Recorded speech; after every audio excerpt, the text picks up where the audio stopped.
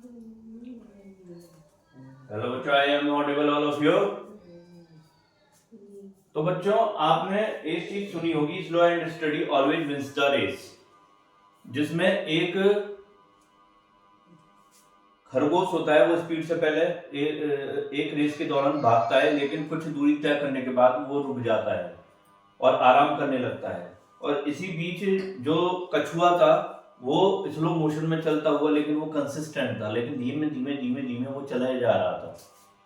अब वो जब चले जा रहा था तो धीमे धीमे करके उसने और कंसिस्टेंट होके उसने अपना मुकाम हासिल कर लिया। तो बच्चों, मेरा कहना यही है कि जितना आप कंसिस्टेंट रहेंगे लाइफ में, चाहे स्पीड में लगे चाहे स्लो मोशन में लगे, आप तुरंत ही उतने उसी हिसाब से आप अपना मुकाम हासिल कर लेंगे। तो आप कंसिस्टेंसी की वैल्यू को समझिए।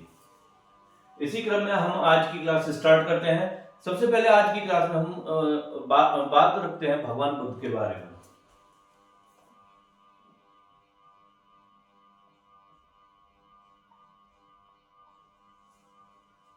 इनका जन्म 563 ईसा पूर्व में लुम्बिनी में हुआ था। बर्थ 563 बीसी में लुम्बिनी में हुआ था। इनके बचपन का नाम था सिद्धार्थ। इनके पिताजी का नाम था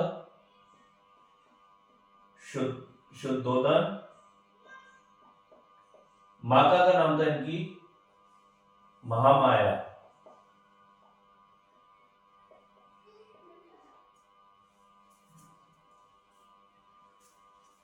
जब जब इनका जन्म हुआ था तो इनके पिताजी ने इनके ग्रह नक्षत्र दिखवाने के लिए अपने घर में किसी ज्योतिषी को बुलवाया था।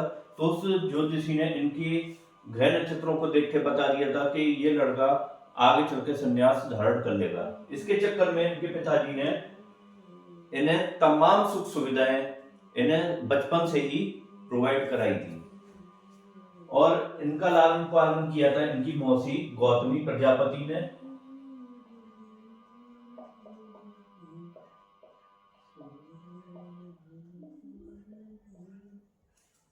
और इनका विवाह हुआ था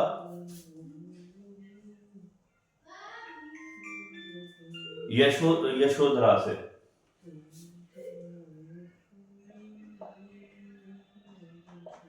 जी, यशोधरा से। और इनकी एक इनका पुत्र था राहुल। तो जिस महल में ये रहते थे उस महल में इन्हें तमाम सुख सुविधाएं दे रखी थी। लेकिन एक दिन ये महल से बाहर जाके एक बार किसी रोगी को देखे, फिर वृद्ध को देखे, और फिर इन्होंने किसी अर्थी को जाते हुए देखा, जिससे ये बहुत विचलित हो गए। और इतना विचलित हुए कि तुरंत इन्होंने इतना विचलित हुए कि ये जो है अपना घर बार छोड़ के सीधे संन्यास इन्होंने वहीं पे वैराग्य ले लिया और ज्ञान प्राप्ति के लिए बाहर निकल गए। और वहां पर इन्होंने अलार कलाम, इनके गुरु थे अलार कलाम और रुद्र कलाम। इससे इन्होंने सांख्य दर्शन की शिक्षा ली और इनसे इन्होंने योग दर्शन की शिक्षा ली। और लगातार फिर इन्होंने ज्ञान प्राप्ति के लिए लगातार तपस्या करते रहे और इन्हें ज्ञान प्राप्ति हुई।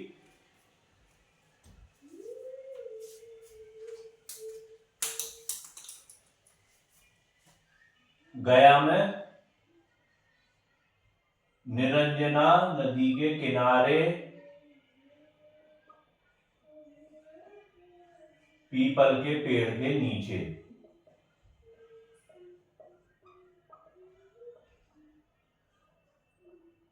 बुद्ध पूर्णिमा वाले दिन इन्हें ज्ञान की प्राप्ति हुई।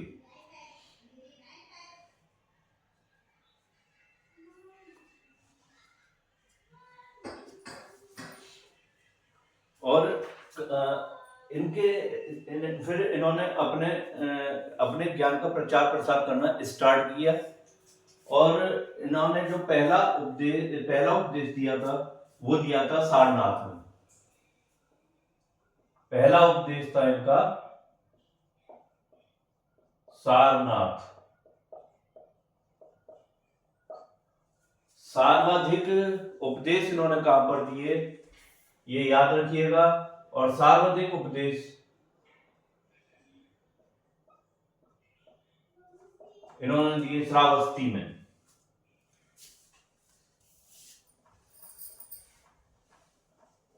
और अंतिम उपदेश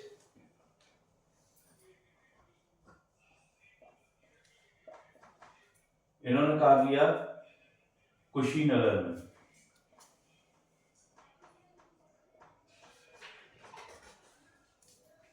और यहीं पे इन्हें महापरिनिर्वाण प्राप्त हुआ। महापरिनिर्वाण इन्हें कहां प्राप्त हुआ? कुशीनगर में। तो बच्चों, इनका जो बौद्ध धर्म है उसकी एक विशेषता ये है, ये कहता है कि जो जैसा है उसे वैसा ही स्वीकार करो। इसीलिए इन्हें तथागत भी बोला गया था। जो जैसा है उसे वैसा ही देखो। और ये आप लोगों के लिए जीने की एक कला भी है कि जो जैसा है आप उसे वैसा ही स्वीकार करेंगे तो आप चीजों को देखना, सीखना और समझना स्टार्ट कर देंगे। क्योंकि हर आदमी आपके अकॉर्डिंग चेंज नहीं होगा। जो जैसा है उसे उसके ही जैसा रहने दीजिए, और यही जीने का मूल मंत्र है। इसी क्रम में हम आज की स्टार्ट करते हैं आज के करंट अफेयर्स की क्लास।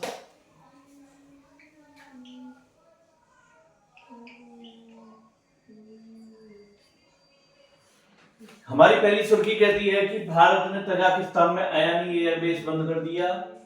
दूसरी सुर्खी कहती है कि समृद्ध ग्राम भौतिक सेवाएं दूरसंचार विभाग द्वारा प्रारंभ की गई हैं। और वर्ड ऑफ द ईयर 67 डिक्शनरी.com द्वारा सबसे प्रसिद्ध वर्ड माना है। विश्व नगर दिवस 31 अक्टूबर को मनाया गया है। और अंतिम सुर्खी है, भारत सरकार ने डिजिटल शिक्षा को बढ़ावा देने के लिए नया राष्ट्रीय शिक्षा पोर्टल लॉन्च किया है। अब हम चलते हैं इनके बारे में डिटेल से बात करने के लिए। भारत ने तजाकिस्तान में अयानी एयरबेस बंद किया है। आपने सुना होगा कि तजाकिस्तान में भारत का एक सैन्य हवाई अड्डा था। तो अब इंडिया ने वो तजाकिस्तान में अपने उस हवाई अड्डे को बंद कर दिया है।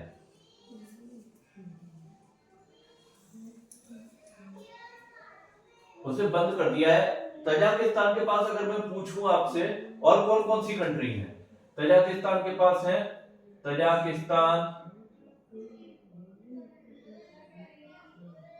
तुर्कमेनिस्तान,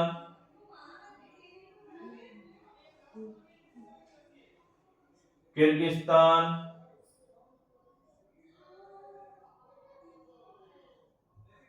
कजाकिस्तान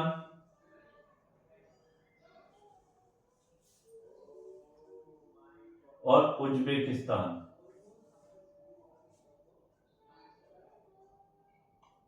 इनसे रिलेटेड कई बार एग्जाम्स में आपसे क्वेश्चन पूछ लिया जाता है।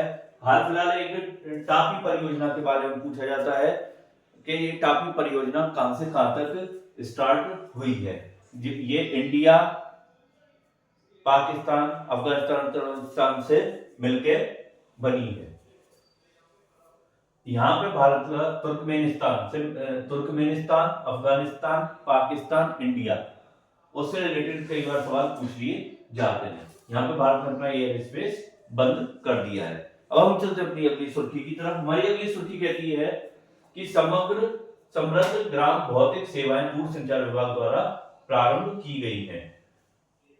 समृद्ध ग्राम भौतिक सेवाएं, ये क्या चीज है? ये बेसिक इंफ्रास्ट्रक्चर, ये पायलट परियोजना स्टार्ट करी गई है दूरसंचार विभाग द्वारा। ये यूपी, आंध्र प्रदेश, एमपी के कुछ गांव में यह पायलट प्रोजेक्ट के तौर पर बेसिक इंफ्रास्ट्रक्चर डेवलप करने के लिए परियोजना स्टार्ट की गई है। अगर मैं आपसे पूछूं कि एससीओ का शिखर सम्मेलन कहां हुआ है, कॉप 30 का सम्मेलन कहां होगा, और ब्रिक्स का सम्मेलन कहां होगा, और G20 और G7 का सम्मेलन कहां हुआ है हाल फिलहाल, और एशियान का सम्मेलन कहां हुआ है। अक्सर इस टाइप के सवाल आपसे एग्जाम्स में पूछे जाते हैं और बच्चे इनमें आपस में तगड़े से कंफ्यूज हो जाते हैं, वो किसी का किसी में लिख देते हैं। एससीओ का शिखर सम्मेलन भी कहां हुआ है, Tianjin China. COP 30 Brazil, BRICS ये भी ब्राजील में हुआ है, G20 आपका South Africa, G7 Canada, ASEAN ये मलेशिया के कुआलालंपुर में, मलेशिया। अब आगे चलते हैं हम अपनी अगली सुर्खी की तरफ। हमारी अगली सुर्खी कहती है कि वर्ड ऑफ द ईयर 67 को माना गया है अकॉर्डिंग टू dictionary.com।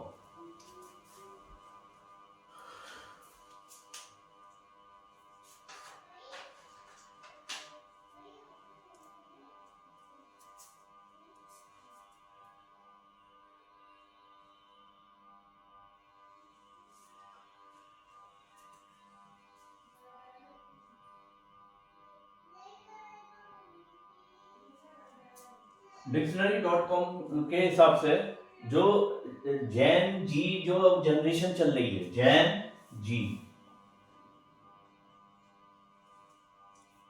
उन्होंने इस वर्ड को काफी बार यूज करा है। वो इसे 67 नहीं कहते, वो इसे बोलते हैं 6 एंड वो 6-7, ओनली 6-7 6-7। इस वर्ड को इन्होंने काफी सर्च करा है अकॉर्डिंग टू dictionary.com के द्वारा, और ये काफी पॉपुलर वर्ड इस साल सर्च हुआ है, और ये जेन जी जनरेशन ने इस वर्ड को काफी सर्च करा है। अब ये देखते हैं जेन जी जनरेशन है क्या, जो 97 से लेकर सन 1997 से 2012 तक की जो जनरेशन है उसे जेन जी जनरेशन बोला जाता है, क्योंकि ये वो जनरेशन है जो जिन्होंने साइबर स्किल्स वगैरह ज्यादा सीखी हैं, इसलिए जेन जी जनरेशन इन्हें बोला जाता है। और अपने सोशल हितों को लेकर ये ज्यादा अट्रैक्टिव रहती है। अब अगर हम चलते हैं अगली सुर्खी की तरफ, जो कहती है कि विश्व नगर दिवस 31 अक्टूबर को मनाया गया है। विश्व नगर दिवस मतलब इसका लॉजिक, इसे क्यों मनाया जाता है? इसे मनाया जाता है कि नगरीकरण में आ रही परेशानियों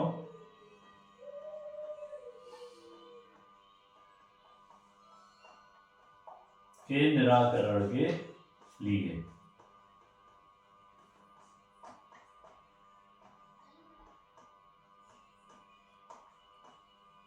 नगर दिवस मनाया जाता है।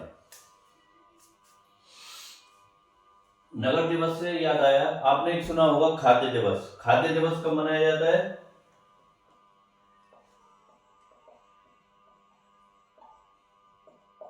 ये मनाया जाता है आपका 16 अक्टूबर को।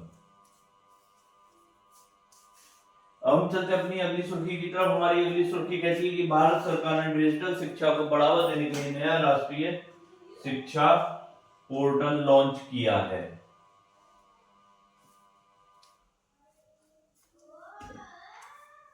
भारत सरकार ने डिजिटल शिक्षा को बढ़ावा देने के लिए नया राष्ट्रीय शिक्षा पोर्टल 3.0 लॉन्च किया है, और इसी के क्रम में भारत सरकार ने स्कॉलरशिप के लिए भी एक नया डिजिटल पोर्टल भी सभी बच्चों के लिए नेशनल लेवल पर लॉन्च किया है। नया राष्ट्रीय शिक्षा पोर्टल भी और नया छात्रवृत्ति पोर्टल भी।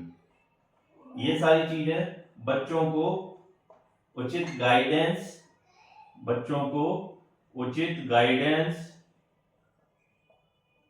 एवं शिक्षा देने के लिए ये पोर्टल लॉन्च भारत सरकार द्वारा किया गया है।